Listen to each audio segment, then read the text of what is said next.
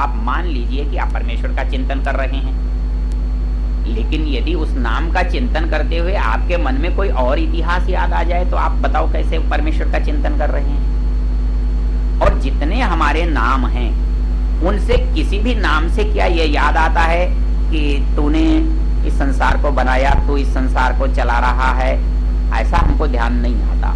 हमको तो जो कथानक, जो कहानी, जो इतिहास सुनते हैं वही याद आएगा। तो इस दृष्टि से ये राम, कृष्ण, शिव परमेश्वर के वाचक हो सकते हैं, लेकिन उसका मुख्य नाम नहीं हो सकते। इसलिए परमेश्वर का मुख्य नाम और उसका निज नाम ओम है। एक जगह कठोपनिषद में बड़ी अच्छी चर्चा है। वो कहता है कि इसका परमेश्वर नाम कैसे है। कहता है कि जो वेद कहते हैं, जो शास्त्र कहते हैं, जो लोग ऋषि जिस बात को कहते हैं, वो कहता है वही ओम इत्येतत्, वह ओम ये नाम है। और इसके लिए उसने एक विशेषण दिया है, एतद आलम्बनम श्रेष्ठम, एतद आलम्बनम परम, एतद आलम्बनम ज्ञात्वा ब्रह्मलोके महीयते। सर्वे वेदा यत्पदमामनन्ति तपांसि सर्वाणि च यद वदन्ति यदिच्छन्तो ब्रह्मचर्यं चरन्ति तत्ते पदम संग्रहेण ब्रवीम्योम इत्येतत्। कहता है कि वो एक नाम है ओम। कैसा नाम है वो? सर्वे वेदा यत् पदमामनन्ति। अच्छा, इसमें एक बात यहाँ मैं आपसे प्रसंग से कहना चाहूंगा कि हम ये बात क्यों मान लें, जो ऋषि कह रहे हैं, जो दयानंद कह रहे हैं, या जो शास्त्र कह रहे हैं, वो बात हम क्यों मान लें? हम वो बात क्यों नहीं माने जो पुराण कह रहा है, जो हमारा आज का पंडित कह रहा है, जो हमारा पुरोहित कह रहा है, जो तुलसी रामायण कह रही है, वो बात हम क्यों नहीं मान लें?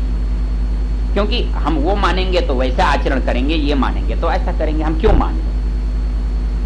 ये बात जब मेरे सामने आई, मैंने कहा ऐसी बात क्यों मान लें, तो इसका उत्तर मुझे आचार्य चरक की एक पंक्ति में मिला। आचार्य चरक जब आप्तोपदेश, आप्त प्रमाण या आगम, जिसे हम प्रमाण कहते हैं, उसकी व्याख्या कर रहे थे, तो उन्होंने आप्तोपदेश के लिए एक बड़ी प्यारी, बहुत सुंदर परिभाषा की। परिभाषा क्या की है? रजस्तमोभ्याम निर्वृत्ता तपो ज्ञान बलेन ये एषाम त्रैकालममलम ज्ञानम अव्याहतम सदा आप्ता शिष्टा विबुद्धास्ते तेषाम वाक्यमसंशयम सत्यम वक्ष्यन्ति ते कस्माद् असत्यम नीरजस्तमा। अर्थात जिसको आप प्रमाण मानते हो वो कैसा होना चाहिए। कहता है कि हमारे जो ऋषि लोग हैं वो क्यों प्रामाणिक हैं। मैंने कहा पहली बात तो ये है कि वो ज्ञानी हैं, वो मूर्ख नहीं। और कैसे ज्ञानी हैं? आचार्य चरक इतने अच्छे शब्दों में उसका विश्लेषण और विवेचन करते हैं। रजस्तमोभ्याम निवृत्ता। मनुष्य में, हर मनुष्य 3 गुणों से युक्त है, क्योंकि प्रकृति 3 गुणों से युक्त है, तो उसका बना हुआ शरीर और शरीर से संबंध रखने वाला मन, बुद्धि, ये सब उसके 3 गुणों से युक्त है, सत्व, रज और तम। तो ये कहता है कि रजस्तमोभ्याम निवृत्ता। जो हमारे ऋषि कहते हैं रज और तम से परे। क्यों परे हैं? रजस्तमोभ्याम निवृत्ता क्यों परे हैं? तपो ज्ञान बलेन ये, मतलब ये हटता कब है रजोगुण और तमोगुण? तप से और ज्ञान से। मतलब तप और ज्ञान के अभाव में रजोगुण और तमोगुण की निवृत्ति नहीं होती। यथार्थ ज्ञान से व्यक्ति वास्तविकता के दर्शन कर सकता है। यदि अज्ञान से युक्त है या मोह से युक्त है तो वह तम और रज से युक्त होगा ही। तो इसलिए कहता है रजस्तमोभ्याम निवृत्ता तपो ज्ञान बलेन ये। उसका परिणाम क्या है? एषाम त्रैकाल ममलम ज्ञानम अव्याहतम सदा। उनका ज्ञान त्रिकाल में निर्मल होता है। त्रैकाल ममलम, त्रिकाल में भी कभी भी संदेह का, संशय का कोई संभावना ही वहां पर नहीं। त्रैकाल ममलम ज्ञानम अव्याहतम सदा। अव्याहतम मतलब जिसकी गति कभी रुकती नहीं है, जो कभी चिंता करने के लिए, विचार करने के लिए, प्रश्नवाचक चिन्ह के लिए रुकता नहीं है, जो है सीधा है, स्पष्ट है, सहज है, प्रवाहमान है। अव्याहतम सदा। ऐसे लोगों को, ऐसे ऋषियों को हम क्या कहते हैं? आप्ता। उनको आप्त कहते हैं, विद्वान कहते हैं, उनको शिष्ट कहते हैं, उनको ज्ञानवान कहते हैं। वो कहता है सत्यम वक्ष्यन्ति ते कस्माद् असत्यम नीरजस्तमा। जिसके अंदर रजोगुण नहीं है जिसके अंदर तमोगुण नहीं है, जो सतोगुण से ओतप्रोत है, वो असत्य कभी बोल ही नहीं सकता, वो असत्य नहीं बोल सकता। इसलिए ऋषि जो बात कहते हैं वो बात गलत नहीं है। इसलिए जो बात मनुष्यों ने, विद्वानों ने कही है और जो बात ऋषियों ने कही है, उसमें किसकी मानी जानी चाहिए? ऋषि, विद्वान की नहीं। विद्वान क्या करता है? स्वामी जी महाराज ने ऋग्वेदादि भाष्य भूमिका में एक बहुत सुंदर प्रकरण लिखा है और वहां एक सवाल उठाया है।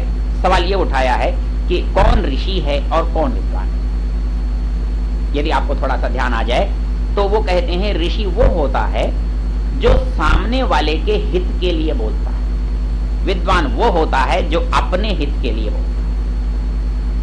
हम प्राय विद्वान होते हैं, अपनी बात कहने में भरोसा करते हैं, हम बात को ऐसे कहना चाहते हैं कि हमारी लगे कि ये बहुत जानता है, ऐसे लगे कि इसको बहुत आता है। वो ये कोशिश नहीं करता कि जो सामने बैठा है उसकी समझ में आता है कि नहीं। ऋषि बोलता है सामने वाले को ध्यान में रखकर, सामने वाले के हित को ध्यान में रखकर, सामने वाले के लाभ को ध्यान में रखकर। और विद्वान और चतुर आदमी बोलता है अपने हित को, अपने लाभ को ध्यान में रखकर। तो इसलिए ऋषि हो ही वो सकता है जो परोपकार का करने वाला हो, जो परोपकार की भावना वाला हो। बाकी विद्वान हो सकता है, चतुर हो सकता है, बुद्धिमान हो सकता है, सफल हो सकता है, लेकिन ऋषि नहीं हो सकता है। इसलिए हमारे लोग क्या है? ऋषि। वो सत्य ही बोलेंगे, असत्य बोलने का प्रश्न ही पैदा नहीं होता, क्योंकि उनके यहाँ रजोगुण और तमोगुण का निशान भी नहीं है। वो कहता है कि यदि ऐसा है, दूसरा क्या कारण है? क्योंकि विद्वान हैं और दूसरे उनके पास कोई पक्षपात होने की संभावना ही नहीं है। और तीसरी सबसे बड़ी बात यह है, मैं जब कोई मुझसे ये कहता है कि आप क्यों प्रमाण मानते हैं, तो मैं उससे कहता हूं कि आखिरी बात यह है, वो मेरे पूर्वज।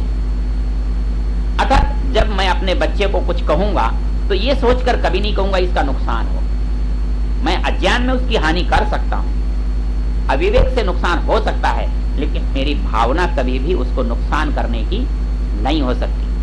तो आप एक कल्पना करो, ऋषि आपको कहते हैं पढ़ने में, शास्त्र पढ़ने में समय लगाओ, ऋषि आपको कहते हैं कि यज्ञ करने में समय लगाओ, ऋषि आपको कहते हैं कि दान देने में श्रम करो, तो क्या ऋषि आपका नुकसान चाहते हैं?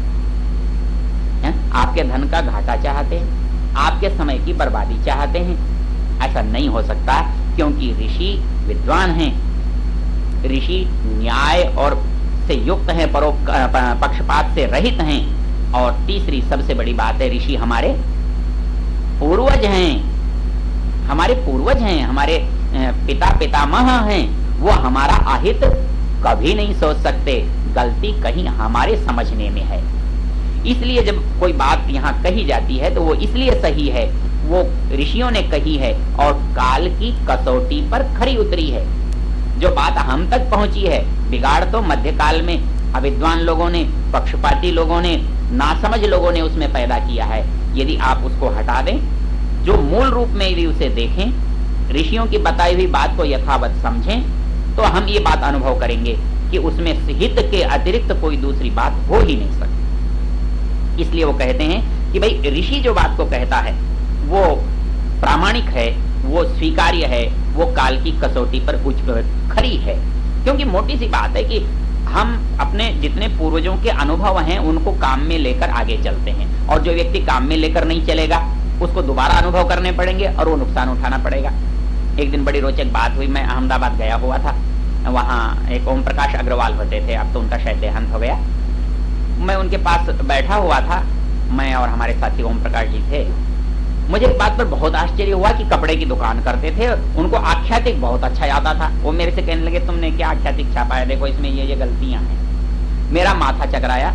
मैंने देखा कि एक आदमी कपड़ा बेच रहा है, कपड़े का बड़ा व्यवसायी है, और वो मुझे ये कह रहा है कि तुम्हारे आख्यातिक में अमुक अमुक स्थान पर गलती है। गलती कोई दूसरा विद्वान बता देता, कोई पढ़ने वाला बता देता, कोई छात्र बता देता, मुझे कोई आश्चर्य नहीं होता। लेकिन मुझे आश्चर्य और सुखद आश्चर्य था कि एक व्यक्ति जो दिन भर कपड़ा बेच रहा है, वो व्यक्ति मुझे आख्यातिक और धातु पाठ की गलती बता रहा है। तो मैंने आश्चर्य से उनसे पूछा, मैंने कहा अग्रवाल साहब एक बात बताओ, ये आख्यातिक पढ़ने का समय आपको कब मिलता है? तो उन्होंने बहुत ही मजाकिया ढंग से उस बात को टाल दिया। कहने लगे देखो ऐसा है, मैं दुकान पर बैठता हूँ तो ये बच्चे सब नौजवान हैं, और ये नौजवान बच्चे मेरी बात मानते नहीं। क्यों? मैं जो बात कहता हूँ वो अनुभव की कहते हैं, और ये बात जो करते हैं वो दिमाग की करते हैं। वो जानते हैं कि इस घंटे में 2 रुपए फायदा हुआ तो अगले 2 घंटे मिलाकर 4 होना चाहिए, और बोले मेरा अनुभव ये कहता है कि ऐसा होगा नहीं, और बोले मैं इनको कहता हूं तो ये मानते नहीं। तो बोले मैं ये सोचता हूं कि झगड़े से बचने का अच्छा उपाय है कि संस्कृत पढ़ लिया जाए। तो वो खैर मतलब ये है, वो समय निकालते थे और स्वाध्याय करते थे। तो वो स्वाध्याय करने से हमको ये पता लगता है कि कौन सी बात सही है और कौन सी गलत है।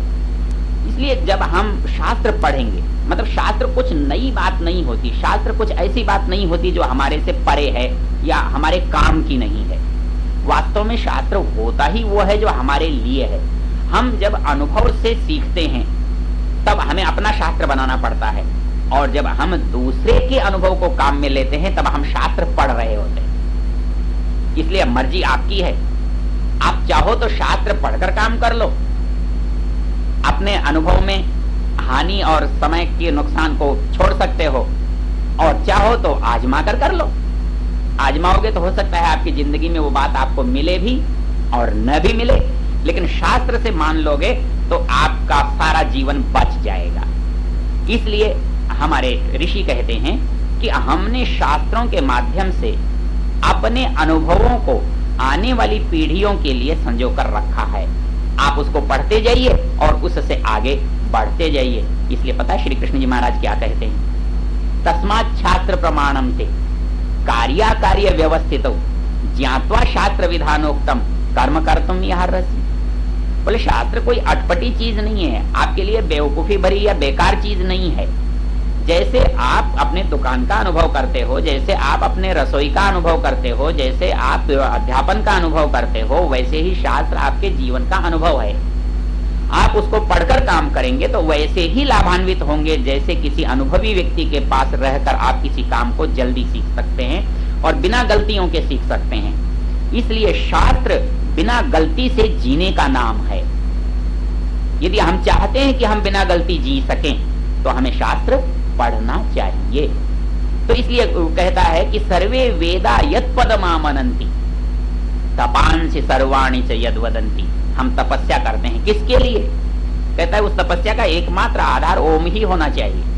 तपांसि सर्वाणि च यद् वदन्ति यदिच्छन्तो ब्रह्मचर्यम चरन्ति।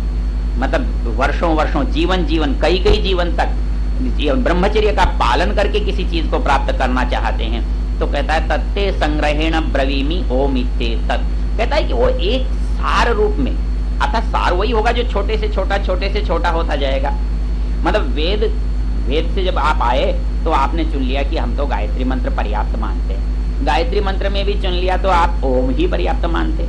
और मैंने अभी जो शुरू में पंक्ति बोली वो भी तो यही कहता है, ओम इत्येतद् अक्षरमिदं सर्वं तस्योपव्याख्यानम्।